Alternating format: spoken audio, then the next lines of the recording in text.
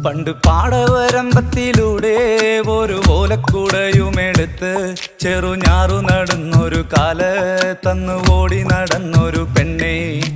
കയ്യിൽ കരിവളയിട്ട് കണ്ണിൽ കൺമഷി കൊണ്ടുവരച്ച് പിന്നെ വാർമോടിയൊക്കെ വിരിച്ച് നല്ല ചേലുള്ള പാവാടയിട്ട് ആ തോട്ടോരത്തുള്ളൊരു കൈതോലക്കൂട്ടത്തിനോരത്തു നിൽക്കണ ഒരാൾ മരത്തിൻ ചോട്ടിലിരിക്കണ ദേവിക്കു ചാർത്തുവാൻ പൂവുകൾ കൊണ്ടുപോയോ പെണ്ണെ, പൂവുകൾ കൊണ്ടുപോയോ.